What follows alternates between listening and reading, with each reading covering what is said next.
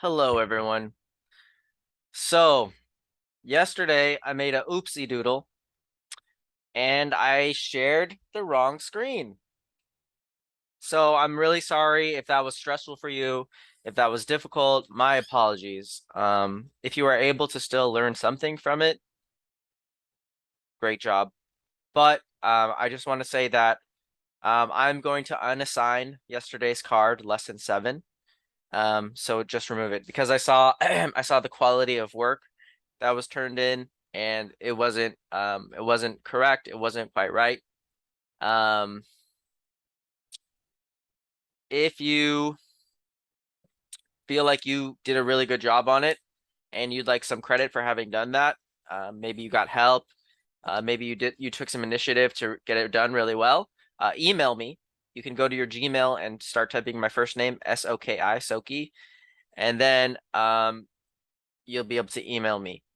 If you feel like you worked really hard on it and you know what, hey, I got help and I did it right, then email me and I'll look. And if you did quality work on it, I can give you credit for having done that. But otherwise, I'm going to unassign that card. That I'm going to unassign that lesson so that you won't be responsible for that lesson. Okay, so yeah, you can email me if it doesn't work. If you notice there's a flaw in the video, I want to see an email from the first period. Hey, this in period 2, I want to see an email. When I get up and I check, my emails, I want to see at least one person can say, hey, Mr. Hagiwara, this problem is going on. So maybe as a class, you can decide, hey, I'll email Mr. Hagiwara and let him know the video is not working. So I don't get 50 emails. But okay, that way I can fix it because I could have done something to help fix that. But anyways, it's done. So it's okay too, because today's lesson, area of triangles, is building on yesterday's lesson to the point that it's okay if you didn't really understand yesterday's lesson. It was a very simple lesson, and I think we'll be okay to just move on today. So here we go. Let's use what we know about parallelograms to find the area of triangles. So hopefully you know how to find the area of parallelograms, okay? And what we're doing right now is we're building up to this mysterious way to find the area of triangles. We don't know how to find area of triangles, but we do know how to find the area of parallelograms. Can someone please raise their hand and share with the class how we find the area of parallelograms? Whoever is leading the class, please call in one quiet raised hand. And how do you find the area of parallelogram?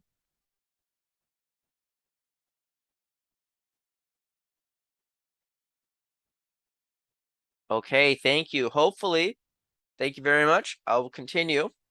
Hopefully, the person who raised their hand said base times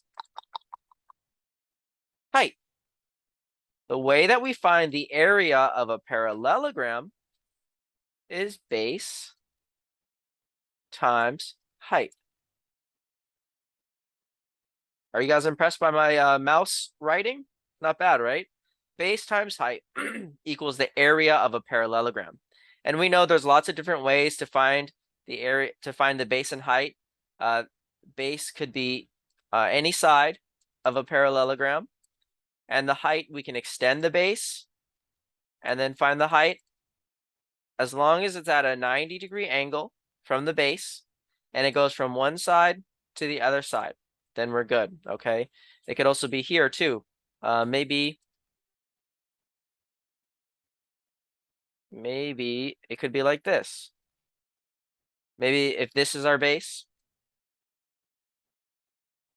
then if this is our base, then our height would have to come at a 90-degree angle all the way to the other side. So maybe here it would come at a 90-degree, which is hard to do by freehand. I'm just guessing, but let's say that's a 90-degree angle and it goes from one side to the other side. Let's actually go over one of the problems that you had from yesterday. because I did see a lot of people doing it wrong. Let's see. What's the easiest way to find this? Lesson 3, no, lesson 7. Yesterday, you guys had this problem, and I'll go over it quickly because I saw some mistakes, and this is something that you should have been able to do pretty freely here. Look at this problem here. So yesterday we had this problem, and it says list all the segments that could represent a corresponding height if side N is the base. So here's side N. There's side N. So which ones could be the correct height? Anything that's coming from side N to the opposite side at a 90-degree angle. Yes, this is a good one. Yes, this G is a good one. Is M measuring the height? It goes all the way from one side to the other side, but it's not at a 90-degree angle. This angle's too wide, so not M. And definitely not E, because if M was the base, then E would be good. If M was the base, then J would be good. If M was the base, then K would be good. But none of those work. E, J, K are all incorrect. The only correct choices here are G and H. Okay? So let's get that straight, okay? How to find the height for a base when you're given a base of a parallelogram. Okay? All right. So that was some review. Let's go back to our task at hand now. Oh, this is the wrong page. Here we go. We were talking about finding the base and height of a parallelogram. And today we're going to focus on finding areas of triangles. Who's excited? I know you are. I know you are. Well, I am too. So here we go. On slide 2, this is the first slide that we'll complete together. The directions say you can open it up and be looking at this slide. If that's how your teacher is organizing the class, you can have this slide open and work on this. And then after we're done talking about it, you'll have time to work on it. And then when people are done, after 5 minutes or so, we'll resume. Here is triangle M. Here's triangle M. Han made a copy of triangle M and composed 3 different parallelograms using the original M and the copy as shown here. So she started with M, and then she went boop, and she doubled up that triangle. She started with M, boop, she doubled it up, made what is this shape here? Parallelogram. Very good. She took M and boop, doubled it up, made another parallelogram. These are all parallelograms. Now, for each parallelogram Han composed, that she put together, for each parallelogram she put together, she composed, identify a base and a corresponding height. And write the measurements on the drawing. You don't have to do that. You don't have to label the drawing. If you're doing this on paper, you can label the base and height on the paper. Otherwise, you can write it here. For A, the base and the height and the area. For B, the base and the height and the area. C, forgot about this one. The base, okay. The base, the height, and the area. So go ahead and take, how long do you guys need for this? However long you guys decide that you need, take that time and get it done. And then please all together share your answers. Whoever is leading the class, please, and I'm sorry, I'm not sure who it is. Thank you so much for all that you're doing. Please lead the class and have them share their responses after a time. Thank you. Okay, let's continue. Hopefully you found your base and your height. I'll just talk about this one here. For this one, this is probably the trickiest one. Where's your this is not a good base because it's hard for me to find a perfect 90-degree angle and to know how long it is. So the best base to choose is right here. Here's your base, 1, 2, 3, 4. And then here's your height from the base to the opposite side. 1, 2, 3, 4, 5, 6. Okay, so 4 times 6, 24. Okay, bing, bing. And hopefully you guys have the other ones done. I'll be looking at your Google Slides to see that you've completed this page. Next page, page 3. Find the areas of at least 2 of the triangles below. Show your reasoning. You don't have to show your reasoning. It is good, but we will not do that because I did not give you space to do that. So now they're giving you just a triangle and they're saying, what's the area? Well, we learned a strategy from, this is what we did yesterday also, by the way. So if you see this strategy that she's doing, this is all we learned yesterday. Take the triangle, double it up, bing, bing, make some sort of parallelogram. A parallelogram has opposite sides that are parallel. She made parallelograms, 3 different kinds. So if you forget what a parallelogram is or what kind of strategy you can use, look here. Look at what Han did on slide 2. So you're going to do the same. What I've done, because for those who have paper, you don't need these little shapes. But for those who don't have paper, I made these shapes for you. So let's do this one right here, C. We'll do C together. And then you'll be responsible to do A, B, and D. So I see here's one triangle. So I'm going to use the same strategy as Han. I don't know right now how to find the area of a triangle, but I do know how to find the area of a parallelogram. So what we learned yesterday is that if we take 2 triangles that are identical, that are exactly the same, and these triangles aren't perfectly identical, I tried my best to copy them. But if we take 2 triangles that are identical and we put them together, we can create a beautiful, a wonderful, an amazing parallelogram.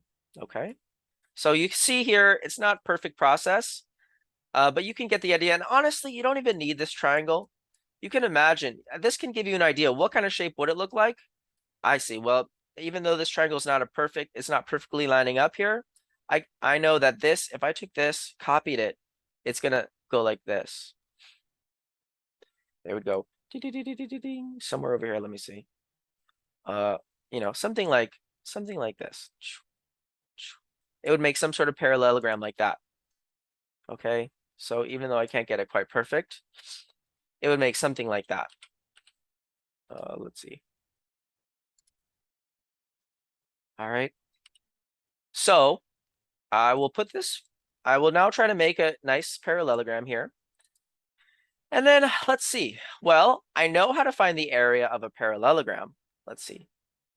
1, 2, 3, 4, 5. That's the base. I'll use this as my base.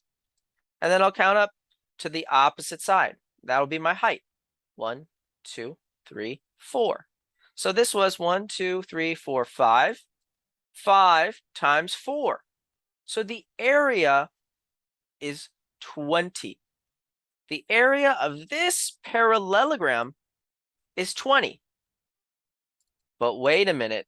Is that the area of the blue triangle? No. Very good. That's the area of this whole thing. So how would I find the area of just the blue? What's that? That's right. I would take, and please make sure you're not shouting out, even though I'm kind of acting like that. Make sure you're respecting your sub. Make sure you're respecting the etiquette of the classroom, and you're behaving as you should, okay? Anyways, so parallelogram area is 20. Well, what did I do to get this parallelogram? I doubled up my triangle, right? I took one triangle and I bing, bing, I doubled it. So if I know the area of the parallelogram is 20, then the area of the triangle is 10, half. It's half of the parallelogram. So for all these, if I double it up, if I double it up and I make a parallelogram, then the area of the triangle is going to be half. Try that with all these and see what you get. After students have a chance to work, please share your answers. Pause the video.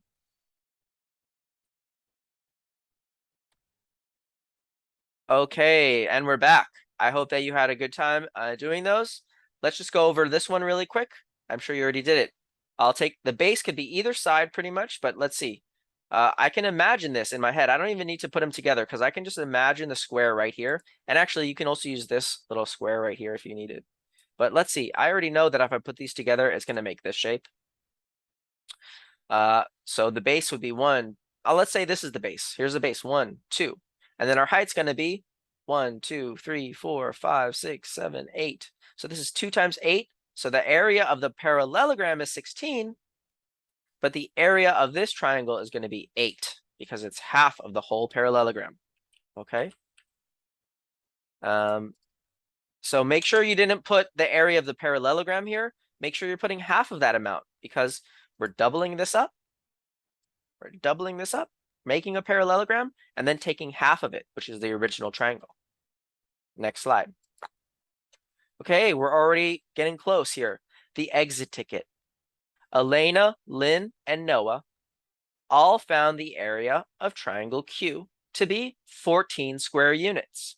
So what they just told us is this one is the area of this triangle is 14. The area of this triangle is 14.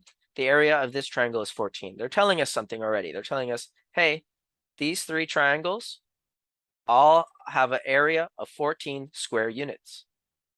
But they reasoned about it differently, meaning they thought about it differently. As shown in the diagrams, so they thought about it different ways. Your job today is to explain Lynn's way of thinking about why his or her answer is correct. So please explain what Lynn did, okay? So here's the clear question right here. This is the main thing that you need to do. Please explain how Lynn found the area of their triangle. We know the area of the triangle is 14. I need you to go over here and explain. And if you don't know how to explain it, go back and watch the video on your own and figure out how we did these earlier examples because it's kind of similar to what Lynn did. Quickly, I'm going to explain how Elena solved theirs and how Noah solved theirs. So let's look at Elena. We already know that this triangle is 14 square units, an area of 14 square units. So I can see what they did is they made a quadrilateral around the triangle, and then they partitioned right here. So now they have this little quadrilateral right here. And you see it's cut in half, isn't it? This little line is cutting it in half. So if we figure out this quadrilateral, 1, 2, 3, 4, 5, 6, 7, 8, the area of this quadrilateral is 8. So that means this triangle is how much? 4, half of the quadrilateral. Okay, if we see this quadrilateral, the area is 8. Well, this triangle's cutting it in half, so it makes it 8. Okay. Now let's look at this quadrilateral. They did the same thing over here. Let's see what the area of this is. 1, 2, 3, 4, 5. A base of 5, a height of 1, 2, 3, 4. So this is 20. What's half of 20? 10. 10 plus 4 is 14. So again, what did Elena do? She covered the whole thing with a quadrilateral. Whoa. And then she partitioned it into pieces so she could find the area of these 2 quadrilaterals and then take half of it. Half, half. Okay, if that's confusing to you, it's okay. Now let's look at Noah's strategy. What did Noah do? Here's a triangle 14. He partitioned here. And then he took this little triangle here and he flipped it over and put it right there. Now, how could Noah do this? He would have to be using tracing paper. You can't just cut it and just say, well, I think it'll fit exactly like that because that's hard to do. So he must have used tracing paper and then traced it over here. So then basically what Noah did is he made what's that shape that he made? He basically took this, cut it out, and now he has this shape right here. So he made a parallelogram because opposite sides are parallel. So this is 1, 2, 3, 4, 5, 6, 7, and a height of 1, 2. It goes from the base to the opposite side. 1, 2. 7 times 2 is 14. And he didn't add anything. He didn't take away anything. He just took this piece and moved it over here. So we don't have to do anything like we don't have to figure out anything, right? So now your job is to explain what Lynn did. What was the strategy she used? We already know the area is 14, but how did she figure out the area was 14? What kind of shape did she make? What kind of measurements did she find? Okay, so now I would say that I will give students time to work, but now I'm just going to explain all the homework so you can manage this as you want, but I'm going to go over these next slides, which should be completed in class.